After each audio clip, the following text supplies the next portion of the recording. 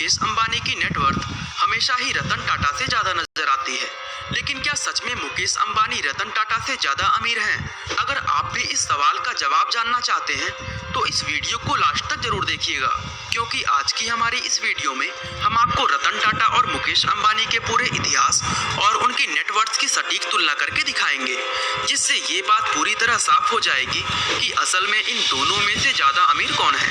तो चलिए दोस्तों, अब इस रोमांचक वीडियो करते हैं। दोस्तों, रतन टाटा और मुकेश अंबानी की नेटवर्थ का कंपैरिजन करते समय इन दोनों ही लोगों का इतिहास जानना बेहद जरूरी है, और इसीलिए पहले हम रतन टाटा के इतिहास के बारे में जानेंगे। दोस्तों, टाटा का ये इतिहास आज से 152 साल पहले सन 1868 में शुरू हुआ था, क्योंकि उसी साल जमशेदजी टाटा ने टाटा ग्रुप की स्थापना की थी। अब जमशेदजी टाटा की अगर बात करें तो उनका जन्म सन 1839 में गुजरात के नवसारी में हुआ था। 14 साल गुजरात में बिताने के बाद वह आगे की पढ़ाई के लिए मुंबई शिफ्ट हो गए थे। इसी शहर में उन्होंने अपनी ग्रेजुएशन पूरी की और अपने पिता के साथ काम करने लगे। दोस्तों, जमशेदजी को एक खुद का बिजनेस शुरू करना चाहते थे।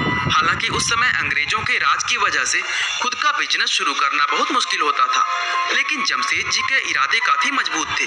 आखिरकार जमशेदजी ने सन 1868 में 21,000 की पूंजी से एक कॉटन कंपनी की शुरुआत की और यहीं से टाटा ग्रुप की नींव पड़ी। जमशेदजी की उम्र उस समय सिर्फ 29 साल थी और उन्होंने अपने व्यापार की शुरुआत नागपुर शहर में एक कॉटन मिल बनाकर की थी। वो शुरुआत से ही क्वालिटी प्रोडक्ट बनाने में विश्वास रखते थे और कॉटन के बिजनेस को समझने के लिए वे कई बार इंग्लैंड भी गए थे। जमशेदजी ने अपनी कॉटन मिल को बहुत अच्छी तरह चलाया और साथ ही अपने आगे की प्लानिंग भी शुरू कर दी। असल में जमशेदजी का सपना एक स्टील कंपनी खोलना, हाइड्रो इलेक्ट्रिक पावर बनाना और भारत में एजुकेशनल इंस्टीट्यूट खोलना था, क्योंकि जमशेदजी भारत को एक सशक्त देश बनाना चाहते थे और वो तभी संभव हो सकता था जब भारत में शिक्षा का स्तर सुधरेगा। जमशेदजी ने इन तीनों ही लक्ष्य को हासिल करने में अपना काम शुरू कर दिया था, लेकिन दोस्तों अफसोस की बात ये थी कि अपने पूरे जीवन में वो इन तीनों में से एक भी लक्ष्य को पूरा नहीं कर पाए थे। एक बार जमशेदजी को इंडियन होने की वजह से एक 5 स्टार होटल में जाने से रोक दिया गया था और तभी उन्होंने सोच लिया था कि वे एक ऐसा 5 स्टार होटल बनाएंगे जिसके अंदर सभी भारतीय लोगों को जाने की आज़ादी होगी, और तभी उन्होंने मुंबई का मशहूर ताज होटल को बनवाया था। असल में जमशेदजी खुद से ज़्यादा भारत और भारत के लोगों के बारे में सोचते थे और यही सीख उन्होंने अपने बेटे दोराब जी को भी दी थी। साल 1904 में जमशेदजी के निधन के बाद जब कारोबार की जिम्मेदारी दोराब जी पर आई तो उन्होंने न सिर्फ अपने पिता के आदेशों पर चलते हुए सभी प्रोजेक्ट्स को पूरा किया, बल्कि उन्हें एक नई ऊंचाइयों पर पहुंचा दिया। दोराब जी ने अपने पिता का सपना पूरा करते हुए साक्षी नाम के एक गांव में अपना स्टील प्लांट लगाया। साल 1938 में दोराब जी के बाद टाटा सन्स की बागडोर जेआरडी टाटा के हाथों में आ गई। जेआरडी टाटा एक जबरदस्त बिजनेसमैन थे और वे बहुत तेजी से नई कंपनियां और नए बिजनेस शुरू करते थे। जिस समय जेआरडी टाटा कंपनी के चेयरमैन बने उस समय टाटा ग्रुप में कुल 14 कंपनियां हुआ करती थी।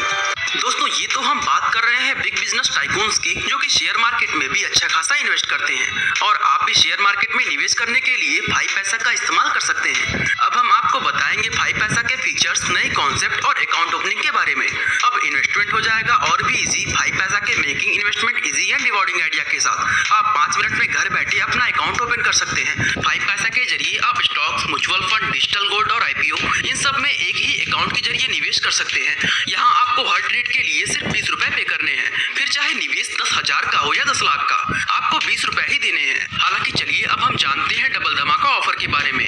5 पैसा के पावर इन्वेस्टर पैक में आपको मिलेंगे वर्थ 500 रुपए के बहुत सारे research tool with unlimited access और मिलेगा 50% डिडक्शन ब्रोकरेज में भी। इसके अलावा 3 इंपॉर्टेंट टूल्स जैसे स्विंग ट्रेडर, स्मार्ट इन्वेस्टर और पोर्टफोलियो एनालाइजर का भी आप लाभ उठा सकते हैं। और पावर इन्वेस्टर पैक जो कि 499 रुपए का है, आपको 1 महीने के लिए बिल्कुल फ्री मिलेगा। बस आपको ऑफर 999 कोड का इस्तेमाल करना है। तो दोस्तों, देखा ना आपने इतने सारे बेनिफिट्स 5 पैसा के साथ अकाउंट ओपन करने पर, तो देर किस बात की, अभी डाउनलोड करिए 5 पैसा और अकाउंट फ्री में बनाइए। लिंक डिस्क्रिप्शन में मिल जाएगा। दोस्तों, जेआरडी टाटा ने ही भारत की पहली एयरलाइंस टाटा एयरलाइंस की शुरुआत की थी, जिसको आज हम एयर इंडिया के नाम से जानते हैं। इसके अलावा टाटा की कुछ मशहूर कंपनियां जैसे Tata chemical, Tata T, Tata Motors और टीसीएस की शुरुआत भी जेआरडी टाटा ने ही की थी। सन 1991 में जब जेआरडी टाटा ने कंपनी का चेयरमैन पद छोड़ा था, तो कंपनियों की संख्या 14 से 95 पहुंच गई थी। जमशेद जी और तोराब जी की तरह ही जेआरडी टाटा भी खुद से पहले भारत और भारतीय नागरिकों के बारे में सोचते थे, और इसीलिए वह टाटा के सोशल वर्क को एक कदम और आगे ले गए थे। दोस्तों, जेआरडी टाटा के बाद टाटा ग्रुप के चेयरमैन बने रतन टाटा, और रतन टाटा के चेयरमैन बनने के बाद टाटा के सभी बिजनेस और कंपनियां और भी नई नई ऊंचाइयों पर पहुंच गई। अब टाटा सिर्फ भारत ही नहीं बल्कि दुनिया में राज करती है। दोस्तों, ये तो हुई बात टाटा ग्रुप की। अब हम बात करते हैं मुकेश अंबानी के इतिहास के बारे में।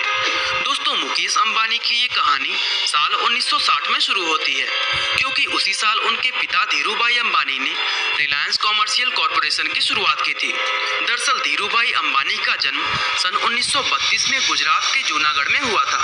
वैसे तो उनके पिता एक टीचर हुआ करते थे, लेकिन फिर भी धीरूभाई अंबानी को पढ़ाई में कोई खास दिलचस्पी नहीं थी। उन्होंने 10वीं कक्षा के बाद पढ़ाई छोड़ दी, और पढ़ाई छोड़ने के बाद उन्होंने बहुत सी छोटी मोटी नौकरियां करना शुरू कर दिया। बाबा, क्या वो यक्षिणी अभी भी मर्दों को अपनी हवस का शिकार बनाकर और उनको खून पीकर उन्हें जान से मार देती है? ट्रेन में युग की बात सुनकर सामने की सीट पर लेकिन दोस्तों, उनका मन हमेशा ही खुद का व्यापार करने का हुआ करता था। अपने इसी सपने को पूरा करने के लिए उन्होंने साल 1960 में मुंबई के अंदर अपनी पहली कंपनी रिलायंस कॉमर्शियल कॉरपोरेशन की शुरुआत की। ये कंपनी भारतीय मसालों और पॉलिस्टर यार्न का व्यापार करती थी। इसके बाद साल 1966 में धीरूभाई ने कपड़े का व्यापार शुरू किया और अपनी दूसरी company Reliance textile engineers private limited की नींव डाली। दोस्तों, साल 1973 में इस कंपनी का नाम बदलकर रिलायंस इंडस्ट्रीज लिमिटेड रख दिया गया। धीरूभाई अंबानी भले ही ज्यादा पढ़े लिखे नहीं थे, लेकिन उनके अंदर बिजनेस करने की जबरदस्त काबिलियत थी। वह लोगों का भरोसा जीतने और उनसे अपनी बात मनवाने में माहिर थे। यही वजह थी कि उस जमाने में भी रिलायंस के पास जरूरत से ज्यादा इन्वेस्टर्स मौजूद थे, जबकि दूसरी कंपनियां दिन रात मेहनत करके भी इन्वेस्टर्स का भरोसा नहीं जीत पाती थी। इसके बाद दोस्तों, धीरूभाई अंबानी ने कई अलग अलग बिजनेस शुरू किए, और जिस भी बिजनेस में उन्होंने हाथ डाला उसमें वो टॉप बिजनेसमैन बन गए। साल 2002 में धीरूभाई अंबानी का देहांत होने के बाद उनका पूरा बिजनेस उनके दोनों बेटों अनिल अंबानी और मुकेश अंबानी के बीच बांट दिया गया। लेकिन बाद में अनिल अंबानी को बिजनेस में लॉस होने लगा, जिससे उनकी कई कंपनियां बैंकरप्ट हो गईं। अभी कुछ समय पहले ही उनका ये बयान भी आया था कि कारोबार में घाटा होने की वजह से इस समय उनकी नेटवर्थ 0 हो गई है। इसके विपरीत मुकेश अंबानी ने अपने पिता से विरासत में मिले बिजनेस को बहुत अच्छे ढंग से चलाया, और वो अपने हिस्से में आई सभी कंपनियों को इतनी ऊंचाई पर ले गए कि आज उनकी गिनती सिर्फ भारत ही नहीं बल्कि दुनिया भर के अमीर लोगों में की जाती है। दोस्तों, ये तो हुआ दोनों कंपनियों का इतिहास। अब हम रतन टाटा और मुकेश अंबानी दोनों की तुलना करके ये पता लगाने का प्रयास करते हैं कि दोनों में ज़्यादा अमीर कौन है। दोस्तों, मुकेश अंबानी की अगर बात की जाए तो उनकी प्रमुख कंपनी रिलायंस इंडस्ट्रीज लिमिटेड है, जबकि रिलायंस रिटेल, रिलायंस पेट्रोलियम और रिलायंस जियो आदि सभी कंपनियां रिलायंस इंडस्ट्रीज लिमिटेड की ही सब्सिडरी है। अब अगर बात करें टाटा ग्रुप की, तो रिलायंस कंपनी की तुलना में इसकी सहायक कंपनियों की संख्या बहुत ज़्यादा है, क्योंकि टाटा ने लगभग हर एक इंडस्ट्री में ही अपनी दस्तक दी हुई है।